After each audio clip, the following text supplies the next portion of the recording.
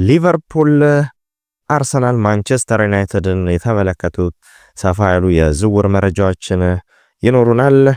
ሊቨርፑል የዚህን ዓመት ዋንጫ ካነሳ በኋላ በስፋት የዝውውር እንቅስቃሴ እያደረገ ይገኛል። የእንግሊዝ ሪካርድ የሆነን ሂሳብ ለመስበር ከጫፍ ደርሷል። ማንቸስተር ዩናይትድ ከአንድ ተጫዋች ጋር ስሙ በስፋት እየተያዘ ይገኛል። እኚህን መረጃዎች ለማድረስ ደስ ይላል ተገኝቻለሁ። ዮናስ አባይነን አብራችሁ እንድትቆዩ እንዲሁም የዚህ ቻናል ቤተሰብ እንድትሆኑ ሳብስክራይብ በማድረግ ሐሳብ አስተያየቶቻችሁን በኮሜንት ሴክሽን ላይ እንድታኖሩ ጠይቃለሁ። ላይክ ያረጋችሁ ሳብስክራይብም እንድታረጉ አስታውሳችኋለሁ። አድማጮቻችን ሊቨርፑል የእንግሊዝ ፕሪሚየር ሊግን የዝውውር ሪካርድ ለመስበር ከጫፍ ደርሷል። ሊቨርፑሎች የ22 ዓመት ኢንተርናሽናል ጀርመናዊ ኢንተርናሽናል ተጫዋች ቪርትስን ለማስፈረም ከጫፍ ደርሷል። ከባየር ሊቨርኩሰን ጋር የአከፋፈል ሁኔታ ላይ ብቻ ነው እየተነጋገሩ የሚገኙት። ተጫዋቹን ለማምጣት በጣም ውድ ከሚባሉ ክፍያዎች ለመክፈል ከጫፍ ደርሷል። 126 ሚሊዮን ፓውንድ ለመክፈል ነው ያሰቡት። ባየር ሊቨርኩሰን ከጠየቁት ገንዘብ ሊቨርፑል 100 ሚሊዮኑን በመክፈል ቀሪውን 26 ሚሊዮን ፓውንድ ደግሞ በተጫዋች ለመቀየር ያሰቡ ነው የተባለው።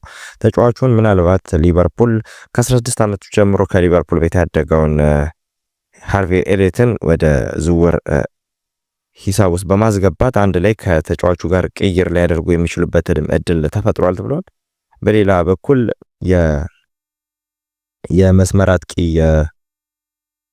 የመስመር አጥቂያቸውን ሉዊስ ዲያዝን ደግሞ ለመልቀቅ ከጫፍ ደርሷል ሊቨርፑሎች። ተጫዋቹ ብዙም እዛ ቡድን ውስጥ ከአምና ከነበረው እንቅስቃሴ አንጻር አሁን ላለው ፕሮጀክት የሚመረጥ አይነት ተጫዋች እንዳልሆነ ተዘግቧል። ተጫዋቹን ምናልባት ሊቨርፑል የመልቀቅ እድላቸው በጣም ሰፊ ነው። ባርሴሎናና አልናስር የተጫዋቹን ሁኔታ እየተከታተሉ ይገኛል። ተጫዋቹ የመሄድ እድሉ በጣም ሰፊ ነው። ባለቤቱም በሰጠችው ሰሞኑን አወዛጋቢ አስተያየት ልጁ የመሄድ እድሉ ሰፊ ነው ተብሏል። ሊቨርፑል ከሱ በተጨማሪ የበርንማውዝን ማይልስ ኬርኪስን ለማስፈረም በቀናት ዝውውር ውስጥ በጣም እየመራ ይገኛል። ተጫዋቹን ለማስፈረም በጣም በሰፊው እየመራ ይገኛል። እንደሚታወቀው ተጫዋቹ ጋር ቀድሞ ከሊቨርፑሎች ተስማምተዋልና ምናልባት ይህም ተጫዋች የማስፈረም እድላቸው በጣም ሰፊ ነው። ከበርንማውዝ ጋር ያለው ንግግር እንደቀጠለ ነው፣ ግን ተጫዋቹን ለማስፈረም ከጫፍ መድረሳቸው ተዘግቧል። በሌላ በኩል ማንቸስተር ዩናይትድ ብራያን ኤምቦሞን ለማስፈረም እያጤኑበት ይገኛል። ከማንቸስተር ዩናይትድ በተጨማሪ አርሰናሎችም በዚህ ተጫዋች ላይ በጣም ትልቅ ፍላጎት አላቸው። አርሰናሎች የአጥቂ ስፍራ ከቤንጃሚን ሲሶኮ ጋር ባለፉት ሳምንት በስፋት ሲነሳ የቆየ ሳምንት ነበር። ቤንጃሚን ሲሶኮን ለማስፈረም ብዙ ጥረቶችን እያደረጉ ነው። ከአርቢ ሌፕሺግ ጋር የንግግሮች እያደረጉ ነበረ።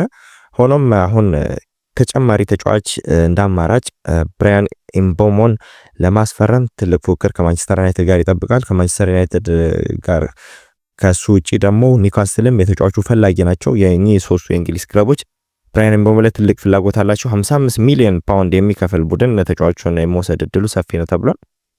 ብራያን ኤምቦሞ ግን በማንቸስተር ዩናይትድ ቀዳሚ ተመራጭ ተጫዋች ሆኗል። በአሁኑ ሰዓት ማንቸስተር ዩናይትድ ተጫዋቹን ለሮቢን አሞሪም ልክ 3-4-3 አሰላለፍ እንዲመች ተደርጎ የሚጫወት ቡድን ነውና ብራያን ኤምቦሞም በብሬንትፎርድ ቤት በዛ አሰላለፍ ውስጥ የለመደ ተጫዋች ነው። ማንቸስተር ዩናይትዶች እንደዚህ አይነት አሰላለፍ የሚጠቀሙት 2-10 ቁጥር ተጫዋቾችን መጫወትን የሚችል ተጫዋች ነው የሚፈልጉት። ከኩኛ ፈራም ከፍርሚያ በኋላ በ2-10 ቁጥር ለመጫወት ያቀደ ቡድን ነው ማንቸስተር ዩናይትድ። እንደ አማራጭ ብራያን ኤምቦሞን የያዙበት ምክንያት ከአጥቂ እና ከሚድፊልደር አሪፍ ሊንክ አፕ ለማግኘት ጥረት ለማድረግ ይሆናል እና በዚህ ሲዝን ብዙ ሲቸገሩ የቆዩበት ምክንያት ብዙ ቻንስ ክሬት የማድረግ ከብሩኖ ፈርናንዴዝ ላይ ያለውን ጫና ለመቀነስ ሌላ ተጫዋች ፈልጓል። ለማንቸስተር ዩናይትድ ይሄ ገና መጀመሪያቸው ነው። ገና ሰፊ የውድድር ጊዜ ይጠብቃቸዋል። የዝውውር ጊዜያቸውን በሰፊው ለመጠቀም ጥረት ያደርጋሉ። በአርሰናል በኩል ደግሞ የተጫዋቹን በሰፊው ጥረቶችን የአጥቂ ስፍራ ላይ ክፍተቶች ይኖሩታል። ተጫዋቹ በዚህ ሲዝን የ20 ጎል ነው በፕሪሚየር ሊጉ ማስቆጠር የቻለው። 20 ጎል በጣም ብዙ ነውና በፕሪሚየር ሊጉ ብዙ የጎል ተሳትፎ ካላቸው ተጫዋቾች መካከል አንዱ ነው። እንደ አሪፍ ኳስ ይዞ ሆልድ አድርጎ መጫወት የሚችል እንደ አጥቂም እንደ ፎርዋርድም አድርጎ ለማጫወት ሚኬል አርቴታ ያሰበው ይመስላል። ምናልባት ተጫዋቹን ቤንጃሚን ሲሶኮን ካስፈረመ በኋላ ሌላ የ9 ቁጥር የ10 ቁጥር ወይም እንደ ፎርዋርድ አድርጎ የሚያጫውተው ቨርሳታይል የሆነ ተጫዋች ይፈልጋሉ። ልጁም በብዙ ቦታ መጫወት እንደመቻሉ መጣል የብዙ ቦታዎችን አካሎ መጫወት የሚችል አይነት ተጫዋች እንደሆነ መጣል የብዙ የእንግሊዝ ክለቦች አይን ውስጥ የገባ ተጫዋች ነው። እንዲሁም በሌላ ዜና በማንቸስተር ሲቲ ለረጅም ጊዜ በድንቅ ብቃቱ ያስመለከተን ኬቪን ደብሮይነ ዛሬ በናፖሊ የሜዲካል እንደሚያደርግ ተረጋግጧል። ናፖሊን የሚቀላቀልበት አመት መሆኑ ተረጋግጧል። ናፖሊዎች በውስጥ መስመር በረጅም ጊዜ ተጫዋቹን ሲከታተሉና እንደሚለቅ ታወቀ በኋላ ከተጫዋቹ ጋር ረዘም ያለ ንግግር ሲያደርጉ የቆዩት ናፖሊዎች በስተመጨረሻም የተጫዋቹን ልብ መውሰዳቸው ተረጋግጧል። ናፖሊዎች እሱን ለማስፈረም ከጫፍ ደርሰዋል። እስከ 27 የሚያቆይ የአንድ አመት ተጨማሪ ኮንትራት ለማስፈረም መስማማታቸው ተዘግቧል። ኬቪን ደብሮይነ ዛሬ ጠዋት የሕክምና ምርመራውን እንደሚያደርግና ከዛም የፍርሚያውን የ2 አመትና ከዛ የ1 አመት የአማራጭ ውል ለመፈረም ከጫፍ መድረሱ ተዘግቧል። ማንቸስተር ሲቲዎች ያው እሱን በመተካት ብዙ ተጫዋቾች ጋር ስማቸው የተያያዘ ነው። ከእሱን መውጣት ተከትሎ ከብዙ ተጫዋቾች ጋር ስማቸው የተያያዘ ይገኛል። የቸርኪ የኦሎምፒክ ሊዮኑ ቸርኪን የምናስታውስ ነው። ቸርኪ ጋር አሁን በሰፊው ድርድሮች የተካሄዱ ይገኛል። ተጫዋቹ ጋር ኦልሞስት ተስማምተዋል። አሁን ለኦሎምፒክ ሊዮን ቀጥተኛ የሆነ የገንዘብ የማቅረብ ነው እንጂ 30 ሚሊዮን ፓውንድ የሚከፍል ቡድን ተጫዋቹን የመውሰድ እድላቸው ሰፊ ነው። ቸርኪ የማንቸስተር ሲቲ የመሄድ እድሉ ሰፊ ነው። በእርግጥ ቸርኪ በማንቸስተር ዩናይትድም ሲፈለግ የነበረ ተጫዋች ነው። ማንቸስተር ዩናይትድ ግን ሆኖም ተጫዋቹ ላይ ብዙም ጠንከር ያለ እንቅስቃሴ እያደረገ አልነበረም።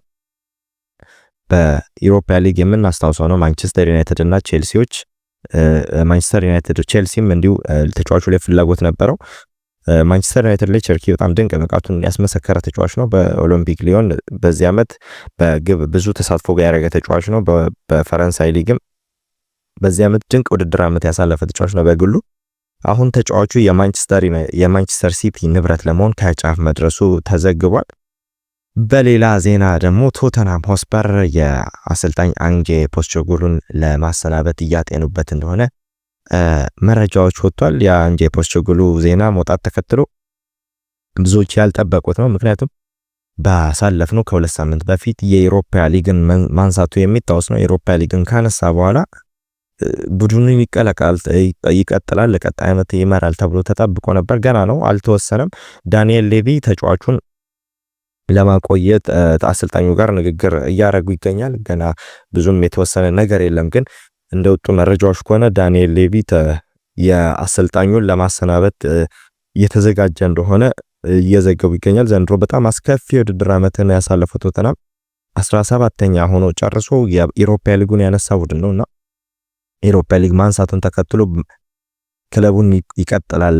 ከ17 ዓመት በኋላ የበሉትን ዋንጫ 17ኛ ደረጃውን ጨረሰ። 17 ዓመት በኋላ ዋንጫ በሉ።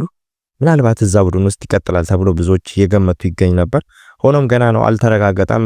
ብዙም ጭምጭምታ ካለው አንፃር ተጫዋች አሰልጣኙን እዛ ቡድን ውስጥ የማቆየት እድሉ እየጠበበ መሆኑን በሱ ምትክ ደግሞ እና አንድሬ ሲልቫን የዳንኤል ሌቪ በጣም አድናቂ ነው። አንድሬ ሲልቫ እሱን አሰልጣኝ ለማስፈረም ምናልባት እንደ አማራጭ የተያዙ አሰልጣኞች ናቸው።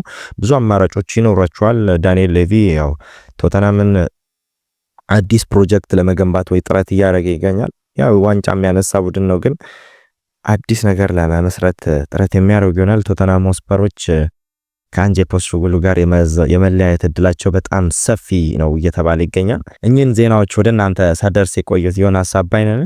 በቀጣይ እስክንገናኝ ቸርን ሰንብት። የዚህ ቻናል ቤተሰብ እንድትሆኑ ጠይቃለሁ። በኮሜንት ሴክሽን ላይ ሐሳብ አስተያየታችሁን እያኖራችሁ ላይክ በማድረግ የኛ ቤተሰብ እንድትሆኑ ይገልጻለሁ። በቀጣይ እስክንገናኝ ቸርን ሰንብት።